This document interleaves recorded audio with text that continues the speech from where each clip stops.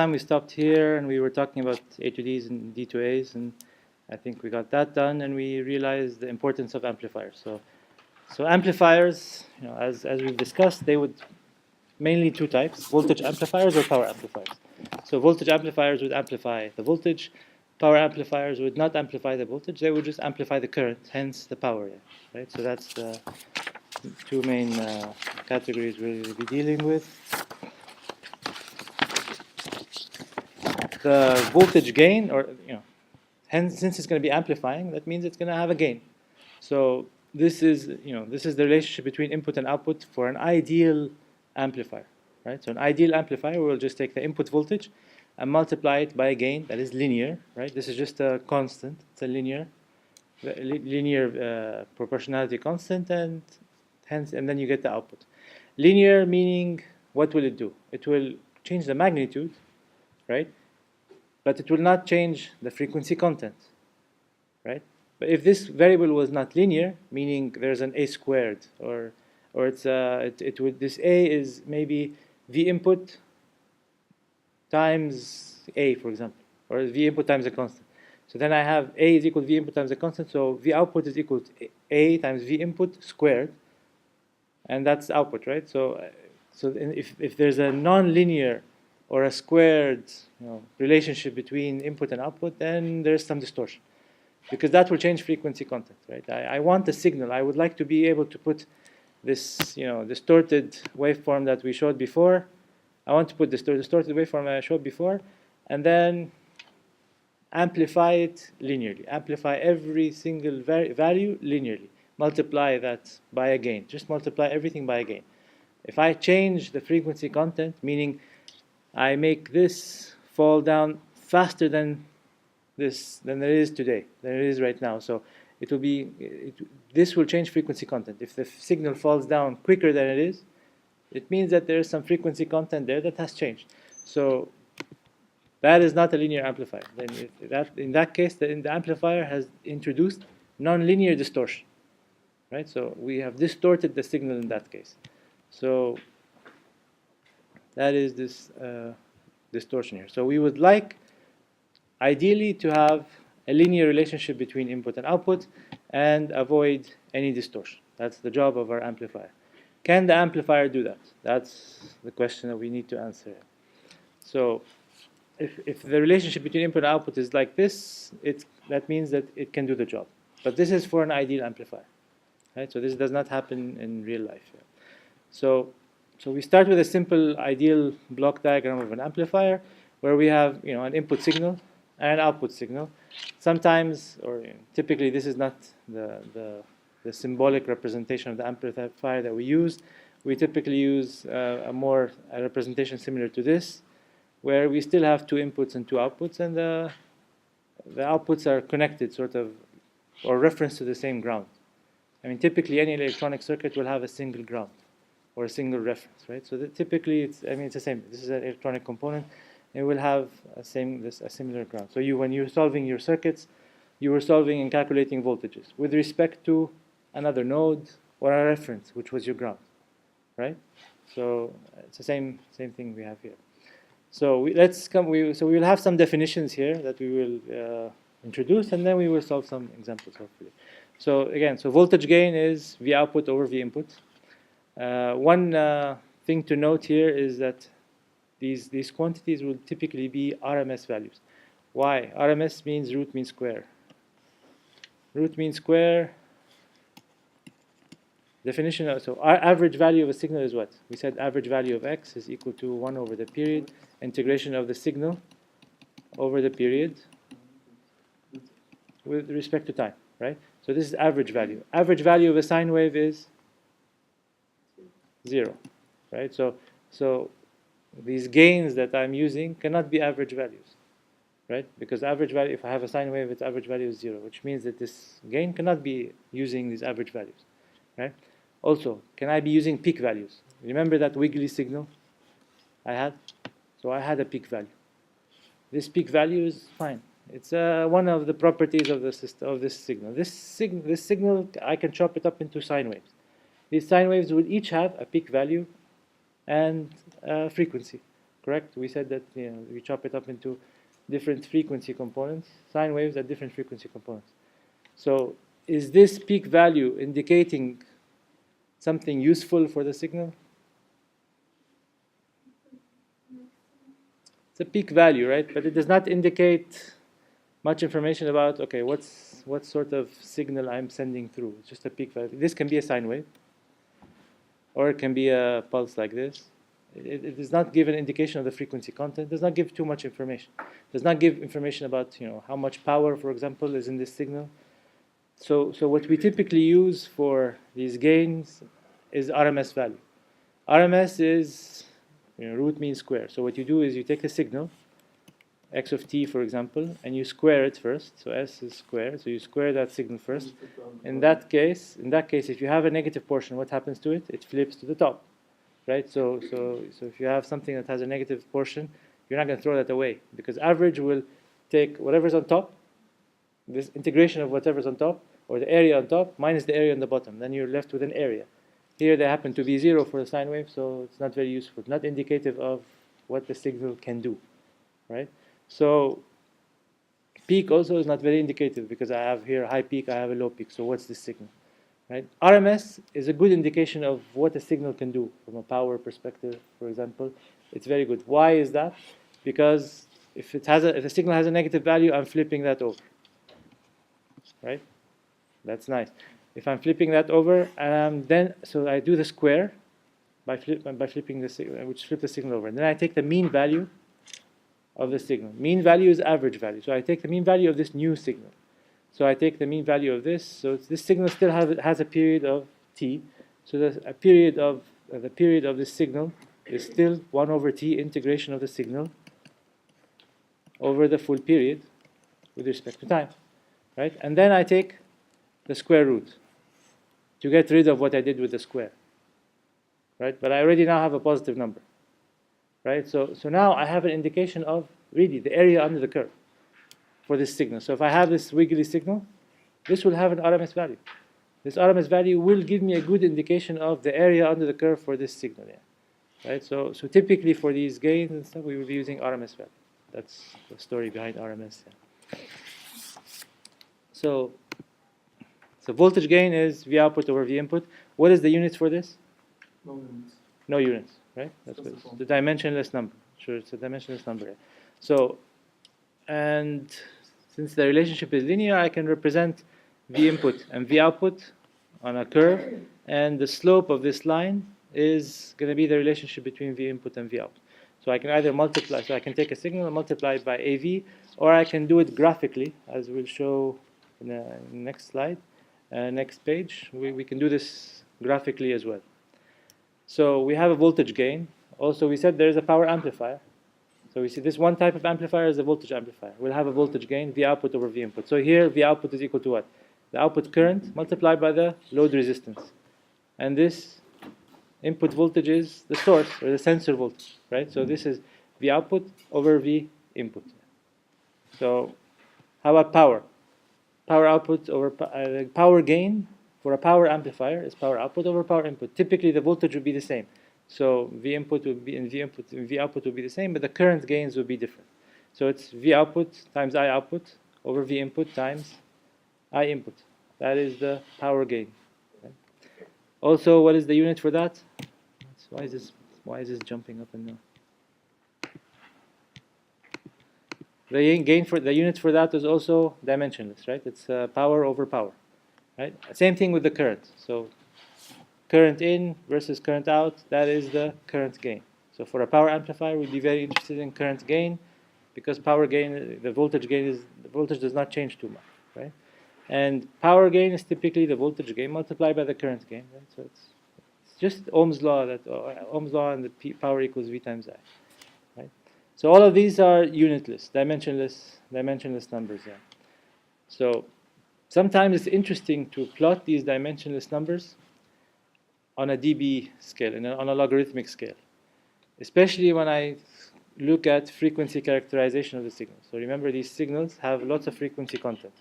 I would like to look at the voltage gain, the current gain, for example, or the power gain with respect to frequency, right? So, and with respect to frequency, I would like to go from, let's say, plot the response from 0 hertz all the way to 1 megahertz, for example.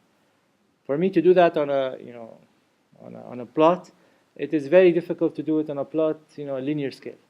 So I would typically plot this on a log scale. So I would plot the signal magnitude or the gain as a log, as a decibel, on a log scale in dB, and I would plot the frequency on a log scale as well, right? So how we do that, we will look at that.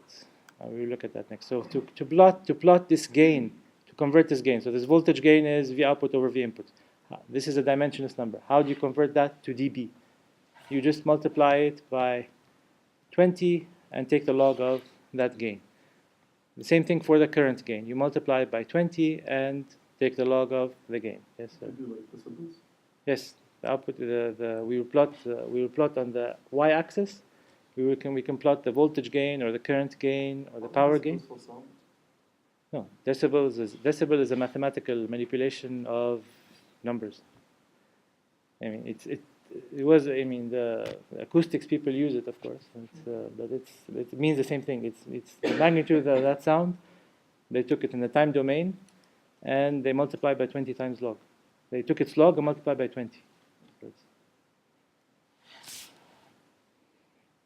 The same thing with power, but power is a bit different because power is voltage times current, or power is what? V squared over R, right? So since power is V squared over R, what is the power gain? The power gain is output power over input power, right? So V squared over R. So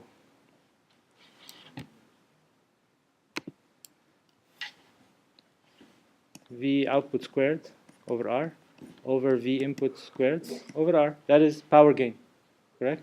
So assuming these are the same, and that's a consideration because you typically have to specify gains for certain load resistances. Okay, so you don't just specify gains. Why? I will elaborate a little bit more on that next year. In this case, I have what? V output squared over V input squared. So 20. Okay, sorry. If I take the log of that, I get what? I can rewrite this as V output over V input, squared here. This 2 will go with logarithmic properties. This 2 will come down here. It's a scaling function for the logarithm, right? So, and that's why I would only use a 10 here to plot power in dB, to be consistent with the voltage and current.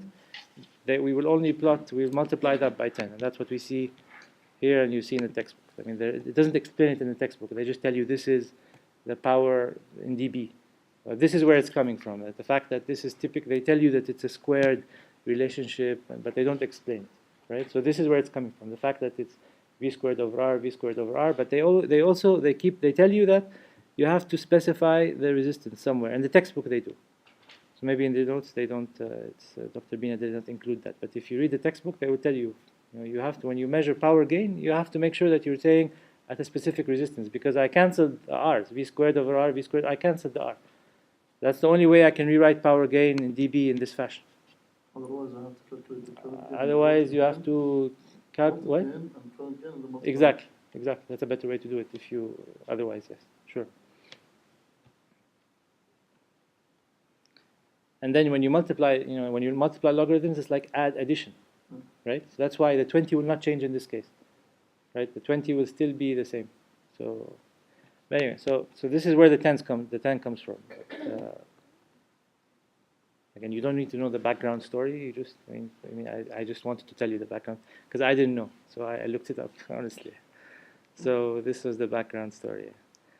And we use again the textbook also. They don't use absolute value for power because power is not negative, right? So in the textbook they have absolute values for voltage and current gains, but they keep a parenthesis only for the power because power is positive. Of course, what is log of 1?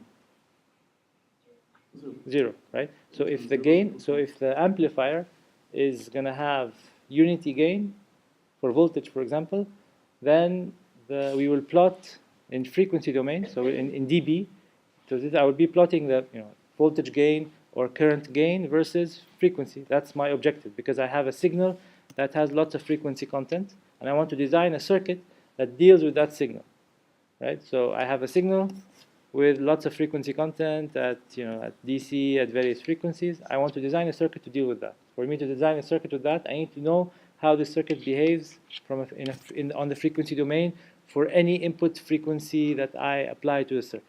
That's our objective. So to do that, we took the voltage gain. So I want to see what the voltage amplifier will respond, how the voltage amplifier will respond versus frequency, how a current amplifier or a power amplifier will respond versus frequency. So I will be plotting the voltage gains, for example, versus frequency, power gains versus frequency. That's the objective. So that's why we converted these numbers to dB, so I can also plot versus frequency also on a logarithmic scale. And 20 times log 1, right? No. Is what? 0, right? So for a buffer amplifier that is just transmitting the voltage through, if I plot the magnitude of the signal at the output versus frequency, omega, for example, it will be 0 if for all frequencies where it is just merely passing the signal through without any gain, right? What will happen later, we will see that you can only allow this will only happen for in a certain bandwidth, and then your amplifier's circuit or characteristics will start attenuating the signal, right? So what is 20 log 0.1? Calculate. No. Yeah, -1 times 20, so it's -20, right? So it's minus 20 dB, right? So if V output over V input, remember this is V output over V input, right? If V output over V input happens to be 0.1, meaning what? Output has been attenuated 90%, right? Output over input, what? Attenuated means the signal became smaller. The gain is smaller than 1. So the gain is smaller than 1 at these frequencies. So the amplifier will have a gain. This gain is not constant with frequency, right? Because of the circuit, because of the way that we will model next the amplifier, right? So you want to be able to, in the frequencies of interest, which we will call bandwidth, or in the bandwidth of interest, forget about my handwriting, so bandwidth of interest. In the bandwidth of interest, you want to make sure that you are going to get at the output whatever you're asking for, right? So if you want a low pass filter, the amplifier to low pass filter, meaning you would like it to allow the low frequencies to pass through with a good proper gain. If you have a high frequency signal going through, meaning it's noise, right? We were talking about noise yesterday. So that means it's noise. I do not want that noise to go through and be amplified and go to my computer after that, right? So this will take care of that. This means what? 20 log 0.1 is minus 20 dB. So this is, remember, this is dB scale. So this is minus 20 dB, for example. Right? So at a certain frequency, the amplifier that you designed will attenuate the signal by minus 20 dB, meaning V output over V input is equal to 0.1. So I would, basically, 90% of the signal is gone. Is that enough or not? I don't know. That depends on your application. For some systems it's okay. For some systems it's not. If this is an image processing application, and you are interested in the in data that is in the low frequency range, having high frequency content, even if it's 10%, is not good. The resolution may not be good enough for you, right? In applications where you don't care, then you don't care. It will depend on the application. Okay. Also, one interesting number that will come up a lot is the 20 log 1 over square root of 2. What's 20 log 1 over square root? What's 1 over square root of 2 is 0.707, right? The 1 over square root of 2 is equal to 0.707, right? What's 20 log 0.707?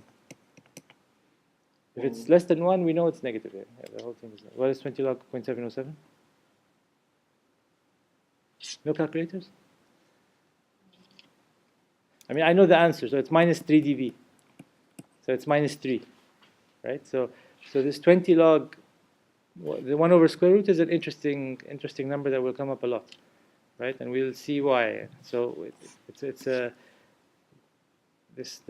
transition from, having a 0 dB gain, so this is gain in dB, voltage gain or current gain or power gain in dB. The transition from 0 dB to attenuation will pass through, a point here that we will call the corner frequency, where, fine, the signal still has some magnitude, but it lost some of that magnitude. It lost 3 dB of that magnitude. So the point at which we've lost 3 dB of signal gain, whether it's power gain or current gain or voltage gain, we will call that the corner frequency. Right? So you will design the amplifier such that it will have a certain corner frequency. So you've probably dealt with that in 214 a little bit with RC circuits. So we will have to do the same for our amplifier. We will, because now it's not a simple RC circuit. We have some RCs, and we have other mechanisms that are going on with amplification or that's happening in the circuit. Yeah. Okay, so these are some definitions here, and this is just a number. I mean, it's just a number that's interesting. Here, this is the corner frequency. Typically, you will design such that this is your bandwidth of interest. After the corner frequency, things start to attenuate very quick, right? So, yes, ma'am. Minus 3 dB. So it's 3 dB less than your bandwidth, the gain in the bandwidth. The bandwidth of interest is, in this case, low pass. So the bandwidth, the gain here was 0 dB, meaning the gain V output over V input was equal to 1. I took 20 times log of that, that was 0 dB. So the gain in the bandwidth of interest was 0 dB. When I lost 3 dB of the gain, I go here and I lose, I take 3 dB here, 3 dB in loss of the gain. I go, put a horizontal line, go up to the frequency, and this will be called my corner frequency or break frequency. Okay, so this will be called break or corner frequency. And it just happened, yes. Yeah, when V output over V input equal 1 over square root of 2. Right? That's the point where you will have your corner frequency. So you will design that. We will see how to design that, because we will see that it's going to be related to the the resistors and the resistors that we were talking about. But in a proper model of a circuit, again, if you're talking about a circuit with resistors, is there any frequency dependence? There's no frequency dependence, right? Resistors, they don't change with time. There's no change of the current. There's no voltage current change with time. Only when you have a capacitor or an inductor that you have relationships between voltage and current that are time dependent. So IC in a capacitor is equal to C dVc by dt.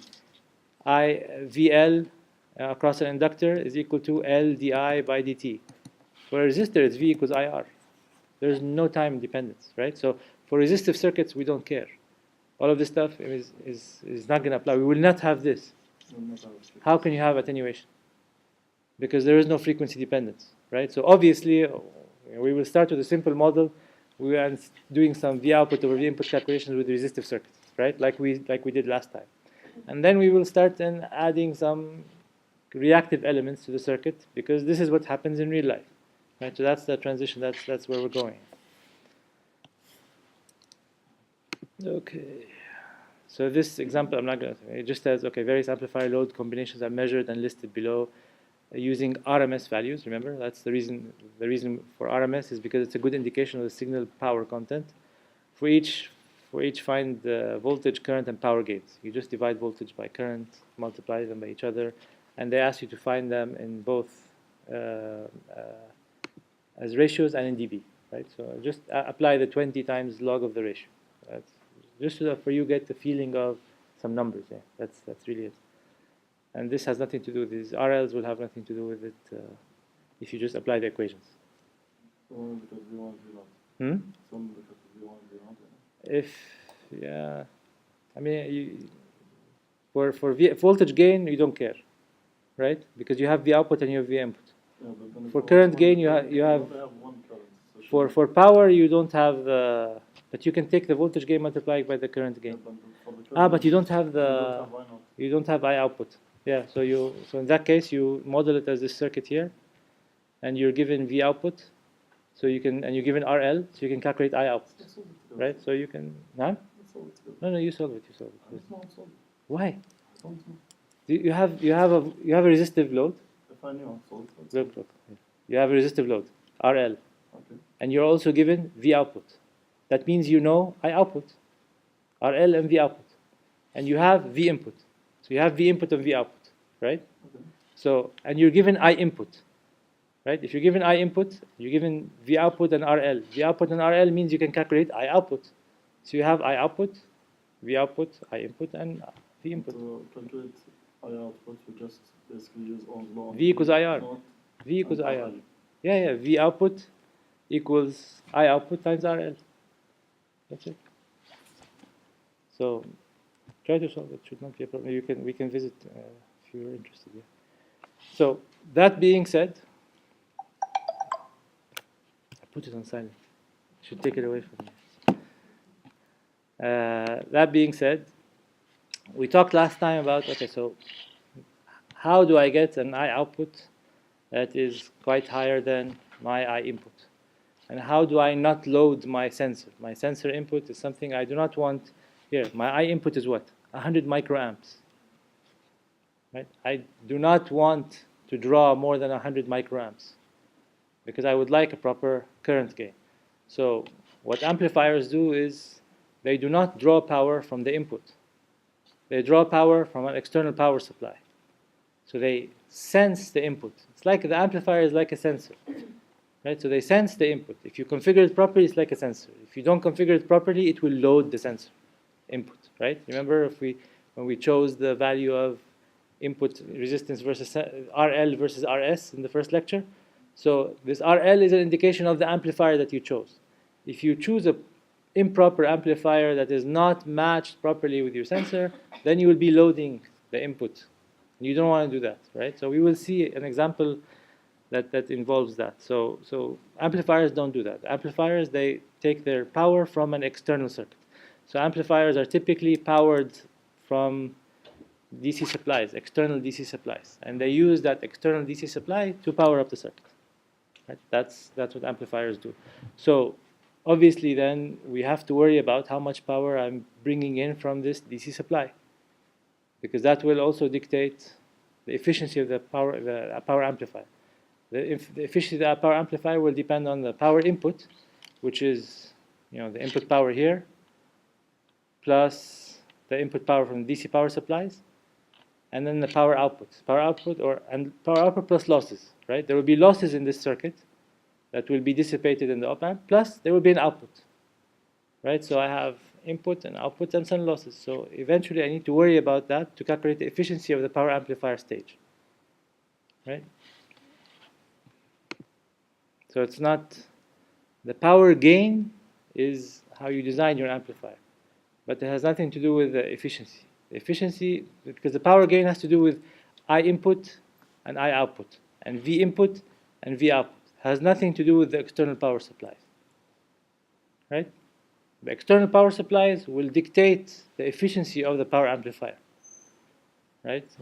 And we will consider the input power that's coming in as voltage and current, but it's really going to be, if you design the circuit properly, it should be minimal. If you properly design the circuit. So this is the schematic representation of a power amplifier powered up by a positive source and a negative source, right? So this is the negative terminal of the power supply is connected to the op-amp here, right? This is called a dual rail op-amp, right? This terminology is not in the textbook, but this is called a dual rail op-amp, right? Not all op-amps are dual rail. Some op-amps are single rail op-amps. So you sometimes supply it only from a positive supply and ground. Okay? So logically speaking now, if this amplifier is going to be amplifying my input and moving and changing it and producing a certain output, do you think this output can be larger than, and this is happening because it's taking power from external power supplies, right? So does it make sense that the output that you can produce is going to be bigger than the power supplies that are supplying this power? It's an amplifier, so sure. But you're amplifying what? You're amplifying the input signal and converting to the output. You're not amplifying the power supply. You're only using the power supply to To make produce the an circuit output. more efficient. to produce power at the output.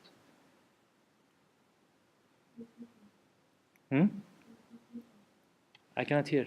So Arim joined us in the class, so you're welcome, Arim. So what did you say? Bigger, no. So you typically are not. You're using a power supply to have current pass through a circuit, right?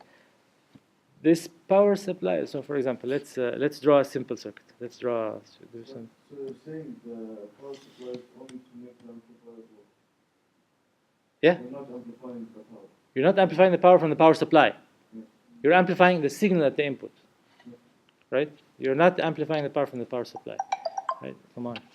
So you're making the op-amp more efficient I'm making the op-amp more efficient. What do you mean? with the two external sources. You're just making the op-amp. No, it's making it work, because otherwise you could not make it work, because otherwise you will be loading. Okay, the efficiency is what? Typically output over input, right? That's efficiency, right? If I consider the input to be V input here and I input to the op-amp, and no, okay, let's say here, and this is V output, and this is V input, and this is I input, and this is I output, right? If I consider, so power here will be this V times I, and then power output will be this V times I, right? If I consider this to be the efficiency of the converter, then what do I have? I have, let's say this is a buffer amplifier, for example. Let's say this is a buffer amplifier, right? That means the voltage is not going to change, right? So P output is V output times I output. P input is V input times I input, right? If the voltage does not change, then the efficiency is P output over I output over I input.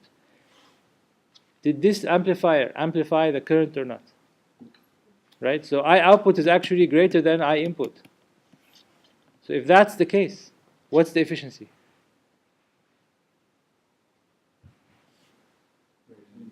Greater than 1, which means greater than 100%. So there's no such thing as that. Right? So this is not how you measure efficiency of the op-amp. This is how you measure power gain. Power gain is what you're designing the op-amp to do. How it does that is by using an external power supply. Right? So you have to hook up an external power supply to this thing. And this external power supply can be, what I said, dual rail, meaning plus or minus, or it can be single rail, so plus, and then this is 0. If you are utilizing this power supply to produce this output or this gain in current and voltage, if there's a gain in voltage, you cannot be producing something that the power supply cannot do. Right? So for example, let me give you a simple example, and then we'll look. For example, let's say I have a switch. Right? This switch is what we will resemble as the op-amp, for example. Right? Let me put a resistor here on the ground, and then I'm controlling this switch with this I input current. Right?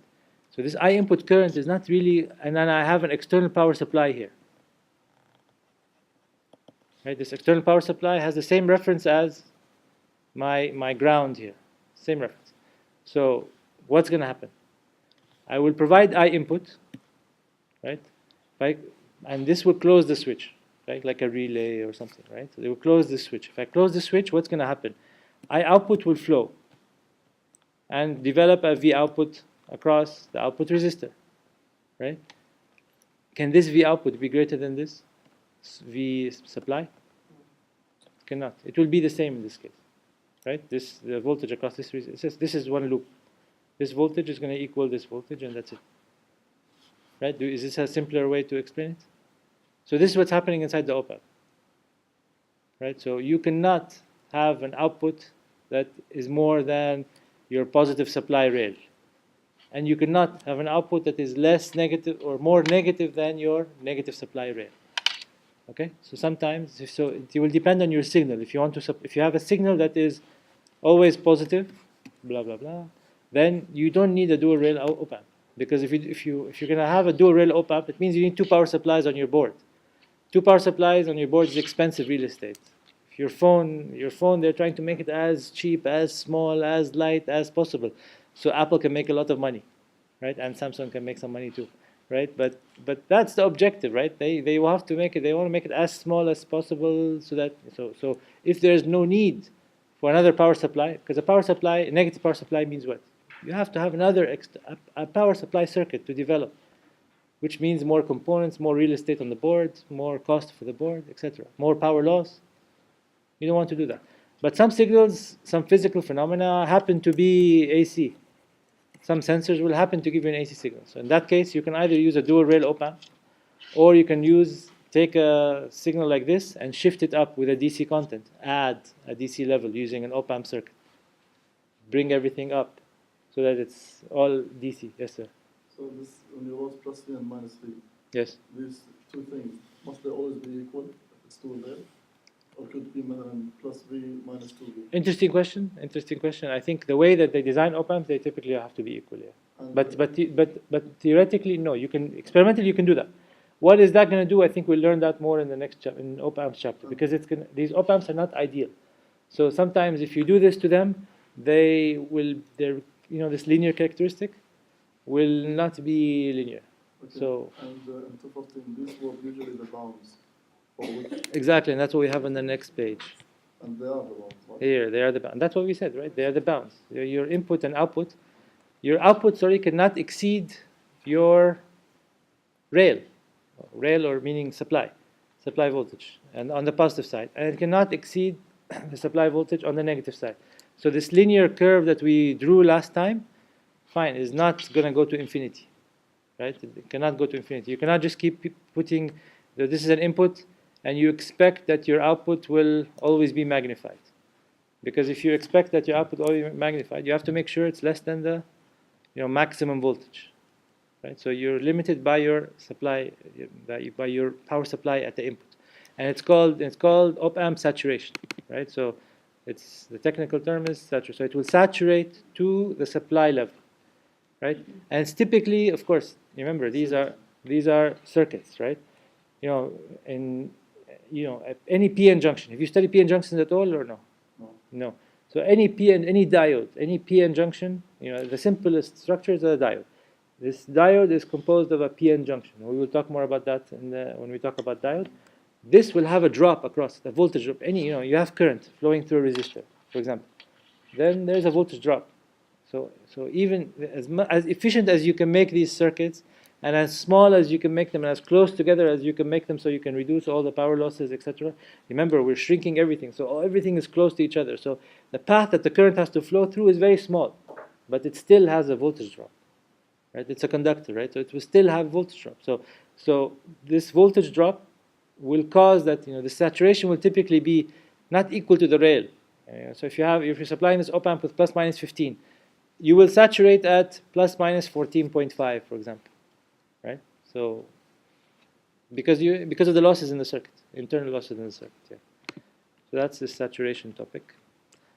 And I talked about the DC, the power from the power supplies is this is V1 and this is V2. So this V1 is providing I1 to the circuit. This V2 is providing I2 to the circuit. So the input power is what from the DC supply is V1 times I1 plus V2 times I2. That's the DC input power that you are supplying the op-amp with, right? So that's the DC input power you're supplying the op-amp with.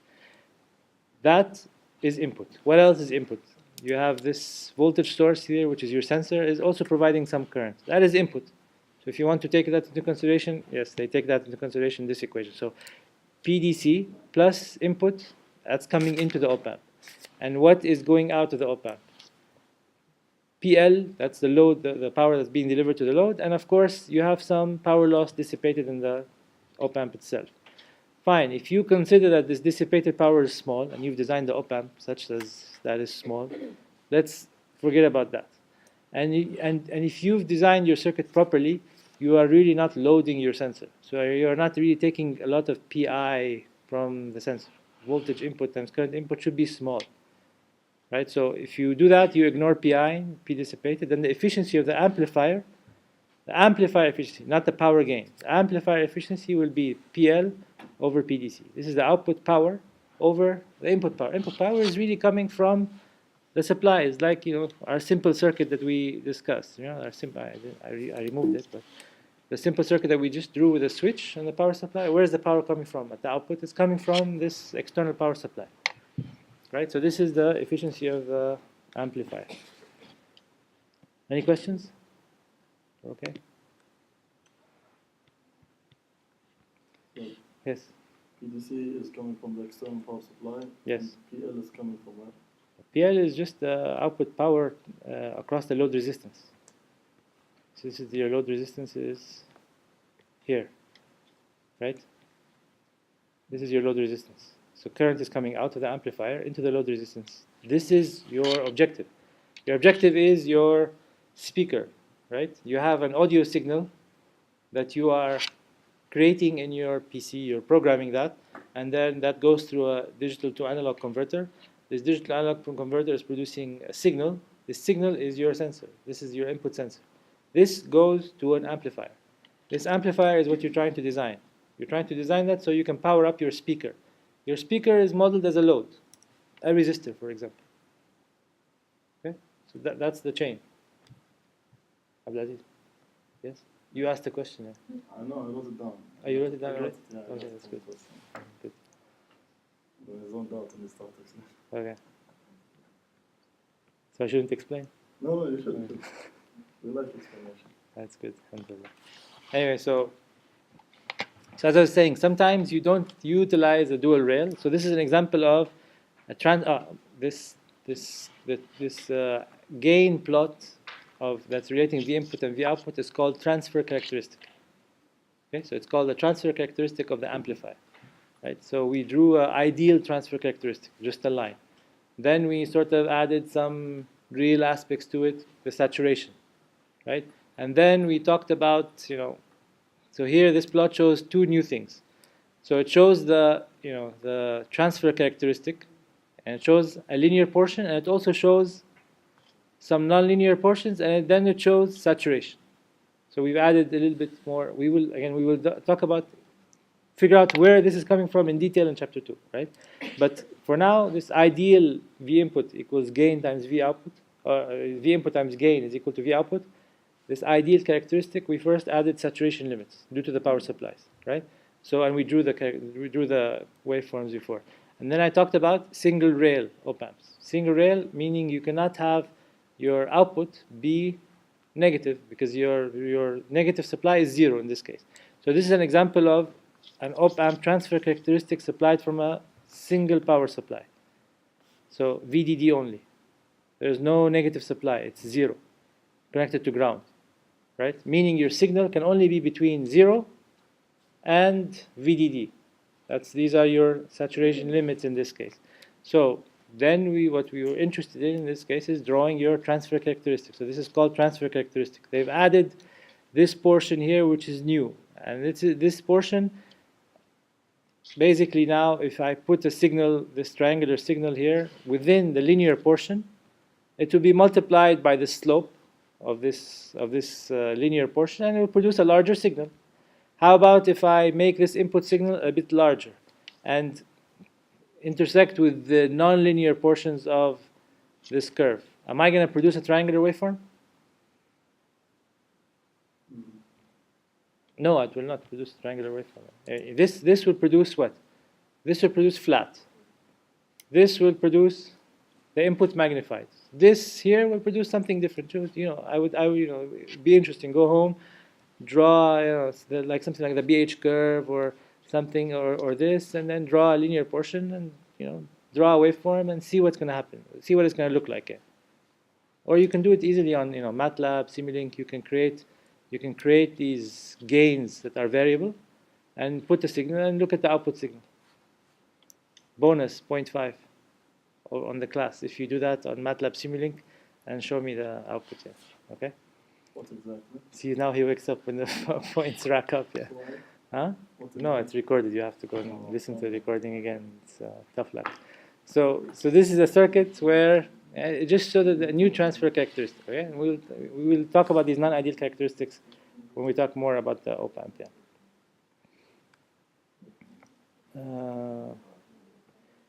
And here they talk about, yeah, so here they talk about a signal. So in this case, since the power supply is single rail supplied, right? Supplied from zero and a positive power supply. This signal here that is AC cannot be utilized as is, because it has a positive and negative portion. If you put that through an amplifier that is supplied from a single rail, zero and a positive value, what's going to happen to the negative value of the signal? Chopped off. Right? The output could not be negative. My signal input here is AC. It has negative. So if you push it through the amplifier, the negative portion will be chopped off. Right? So what do you do to that? You have to offset it. How do you offset it? You took amplifier circuits, op-amp circuits, summers. Right? You can operate the op-amp circuit as a summer and add a DC value. So here, one way to do it is fine. You add a DC value in series with the AC value here. That's, you know, a good one way to do it. Yeah.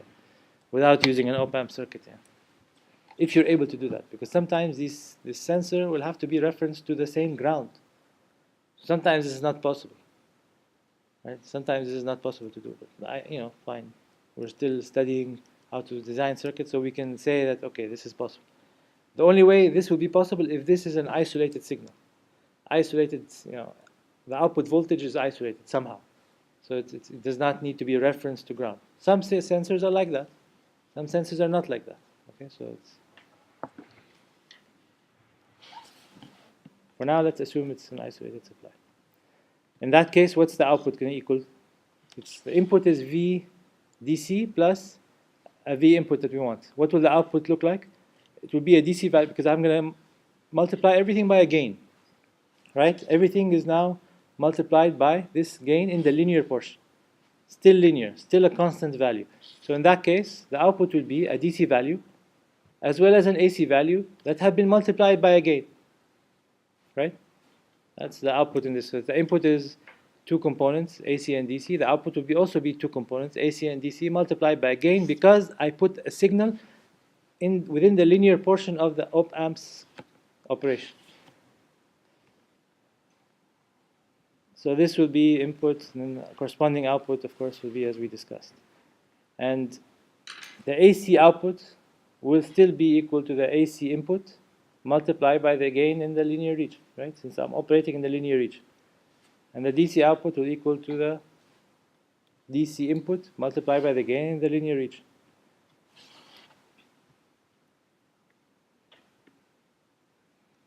Okay, now is the more interesting stuff.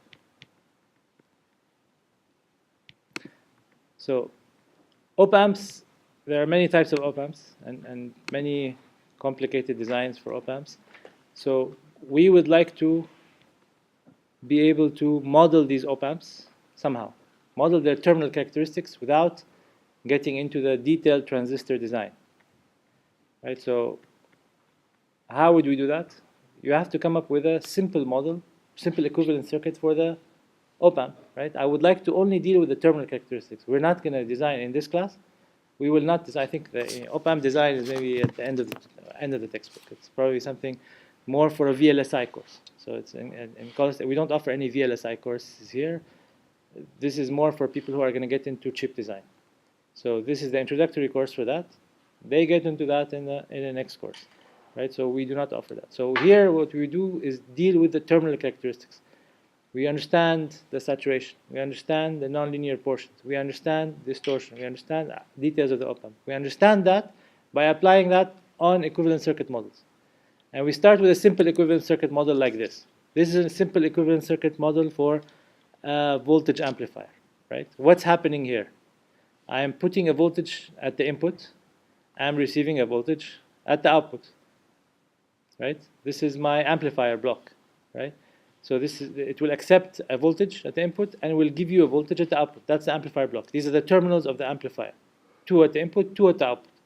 What's happening inside the amplifier? Okay, based on our knowledge that we've discussed so far, we have a gain, right? We have a gain that this amplifier will take this input and multiply it by a gain. What if when you connect a load at the output of the amplifier, the voltage changes? So you remember our simple circuit. This is this simple circuit that we talked about before. Assuming this is these are the 2 terminals of my output of my amplifier, and this is the computer that I have later, right? If this is the case, then V, whatever V, then this V output that I have here is going to go to my PC, right? This is coming from what? This is coming from, okay, measurement of my input from a sensor. So I have a sensor here that I also don't care about for now. I have a sensor here that I also don't care about. It's producing some voltage. And it has some resistor in series as a model, for example, right? And this sensor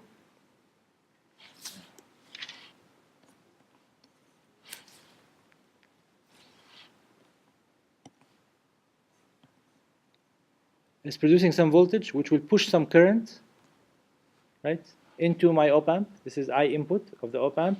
And because I can model, for now, let's model the input of the op-amp since I have a voltage applied at the input from the sensor, right? This is my V input from the sensor, right? I'm applying that to 2 terminals. When I apply that to 2 terminals, what's happening? Current starts flowing. And this current happens to be in phase with the voltage that I put in. If I put DC, I'm still getting DC. What does that mean? It means that the circuit doesn't have any R or C or L, right? If the current and voltage are in series, it's a resistive circuit, right?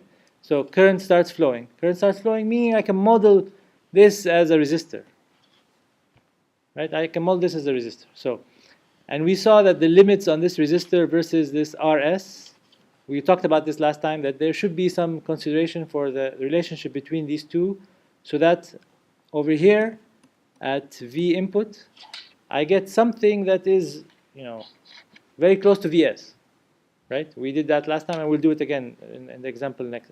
So we did that last time. So, and this is my now op-amp,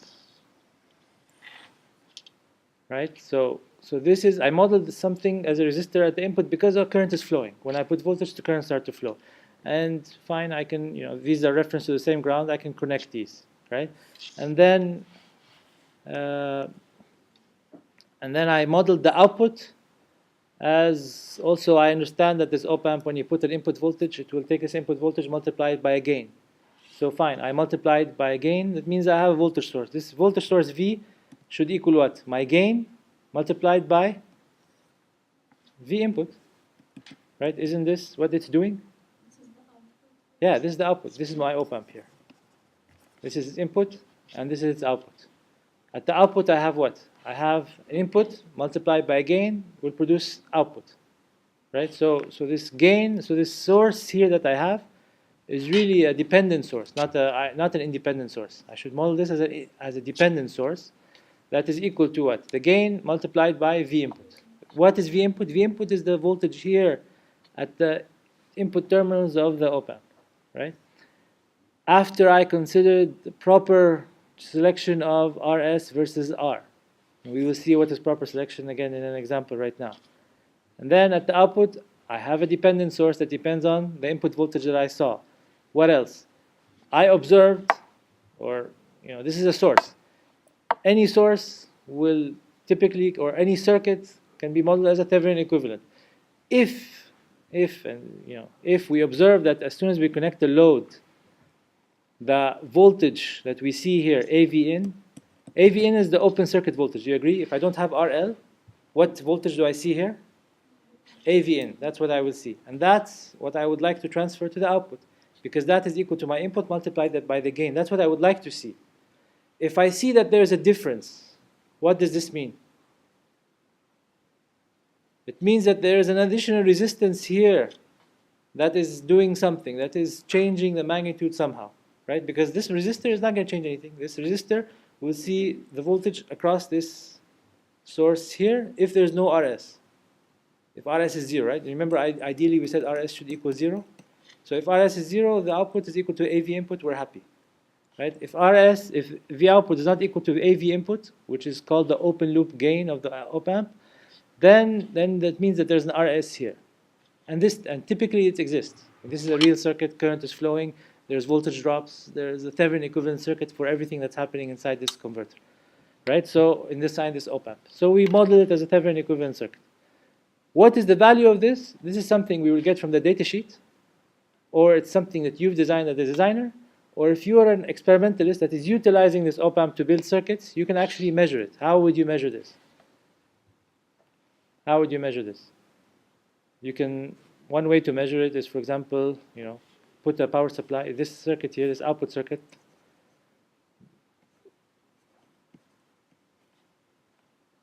Maybe put a power supply here, and they talk about this in the textbook. They put a power supply here. What is that going to do?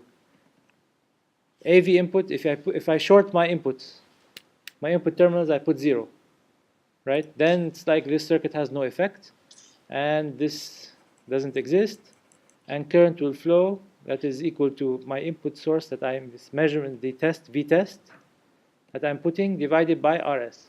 This current is going to equal V test. This current that you will measure is going to equal to V test divided by RS. So you can calculate RS. This is something you can calculate. You actually measure this. So you actually measure you can measure the frequency response of that, and I think you will do that in a lab. Right? So you will extract these parameters of the circuit using experimental methods here. Okay, now let's see. Okay, so now let's see what's happening. So now let me connect my sensor, and it will include RS. So my op amp is this, right? This is my op amp model. I think we all agree this is now the op amp model. It's a decent op amp model to start with. It's not the final one. It's just one to start with. So it defines what we've been talking about. It does not include saturation or whatever. It's fine. For now, it doesn't matter. We're not interested in that at the moment. Yeah. So now let me hook up my sensor, and let me hook up my load, which is my signal conditioning system. So now let's see how my sensor input, the objective is to look at my sensor input and how it will pass through this op amp. Right? So what's going to happen? So my sensor input, Vs, will be divided between these two resistors. Right? And I will end up with some V input, Vi. This Vi will be multiplied by a gain, AVO, and then it will be divided across these two resistors. So I can relate now my input sensor to the Vs to V output in a two-step process, right? So I can first relate V output to V input. For example, I can relate V output to AV input, right? How do I relate V output to AV input? So V output is equal to AV input divided across these two resistors. So AV input multiplied RL over RL plus R output, right? AV input times RL over RL plus R output. Okay? And then my interest is to calculate V output over V input, and then look at how to bring in Vs. Right? I would like to eventually include Vs into this. So now I found the relationship between V input and V output. Just bring V input here, and this is my voltage gain. Is this your open loop voltage gain? No. The open loop voltage gain is AV0. This is open loop voltage gain. Here I've connected the resistors. As soon as you connect something, then you have voltage divider. This is not your open loop voltage gain. This is your actual voltage gain of the circuit. Yes? You will always have, because your load will be represented as a resistor, and your op amp's internal voltage drop will be represented as a resistor. So you will always have this here. Right? So then now I have found my real voltage gain of this op amp, not the open loop voltage gain. Open loop voltage gain is AV output. Now what? So what does this tell us? It tells us that, if I would like, for a given RL, one must design the amplifier so that R output is a lot less than RL, right? So our output, which is my series resistance here, we said that ideally it's 0, right? So they're reiterating what we said in the last two classes. Now we also want to find the relationship. Remember, this is relating V input and V output. I want to bring into the picture my sensor. That's what's critical to me, right? So then I can relate V input. I have a relation between V input and V output. Now I can relate V input and Vs. How are V input and Vs related? So V input is equal to Vs multiplied by Ri over Ri plus Rs, right? So I've related Vs and V input using this equation. Now I can relate Vs. So I replace Vi here. Right? I can replace Vi with Vs times Ri over Rs plus Ri, right? In this equation, remove Vi and use this, right? Then I've related what? I've related V output with Vs, and rewrite that structure here, right? So now I've related V output to Vs. Okay. This is a simple representation of an op-amp. Let's go to a more. So this is a simple representation of an op-amp, and it's what? How many? I've only included one op-amp in this circuit. So remember, sometimes we said that I will sometimes include a voltage gain stage to amplify the signal sensor, signal's voltage. And then sometimes I want to include a power gain. And this is exactly what happens in audio systems. In audio systems, you have your signal generated by your computer, for example, right? This signal, sometimes you want to send it to a loudspeaker. This loudspeaker is driven by a higher voltage and a higher current, right? So what do? You first put a voltage preamp, right? That's a voltage amplifier. Will take this voltage, magnify it. It's not magnifying current. And then you want to put another stage, which is a power amplifier. Then you want to increase the current. You do not want to increase the voltage, right? So sometimes we will deal with op-amps or amplifiers in series, right? And the process is the same. Here we did one simple one, and I will not go to the more complicated one. Abdulaziz will do that and come back to us with the solution, and not for bonus. But the idea that here is the same. Here I want to relate what? No, seriously, I want to relate what? VL to VS. I can relate, same process. I relate VL to, one VI3 or VI3 to VI3. And then I relate VI3 to VI2, relate VI2 to VI1, relate VI1 to VS. So you have something this big. But this is what's going to happen to your signal from sensor input to sensor output, to op-amp output, or to cascaded op-amp output, right? And this is one model, one simple model of op-amp. Remember, this is the same model here. I have input resistor, output is a dependent source and a resistor. Input is a resistor, this is another op-amp. Dependent source and a resistor. Input is a resistor, dependent source and a resistor, right? And then it's interesting for you the example talks more about that. It's solved in the textbook, okay? So you can go through that. It's solved, so you don't have to solve it yourself. But so sometimes, look at this here. Here I have a resistor input of 1 mega ohm. How about this one? Has a resistor input of 1 kilo ohm. How about this one? Has a resistor input of 10 ohms, right? So sometimes you want to amplify the voltage. When you want to amplify the voltage, this is the voltage preamplifier stage. For voltage preamplifier stage, you want to take the voltage that's coming in and not change it, right? You're not going to change it. So you want a big input resistance so that this sensor resistance is negligible with respect to that. So in that case, you're amplifying the voltage. If you're trying to amplify current in a power amplifier, the restrictions are different. You don't have that same restriction anymore. And you will see when the example in the textbook, I mean, this example is solved in the textbook. Go through it, the example, but it's exactly what I did in the simple one-stage example. But they describe, okay, here the input resistance is low, here it's high, here it's why is this, why is that? I think it's an interesting discussion to go through it. I really want to continue, but so I'll stop. I'll talk about this. So we talked about one model for the amplifier, which is the voltage amplifier. Here, what did we say? The input was a voltage, and the output was a voltage, right? This was the model that we discussed. This is not the only model for the amplifier. Remember, like the Thevenin equivalent circuit and Norton equivalent circuit, they are complements of each other. So, like I have a voltage amplifier circuit model for the op-amp, I also have a current amplifier model for an op-amp. And they are exactly related, they're duals, right? And I also have what is called a transconductance and a transresistance model for the amplifier. We will talk about those next time, right? But they're all duals of each other. And the process is the same that we will use to analyze. Yes, ma'am.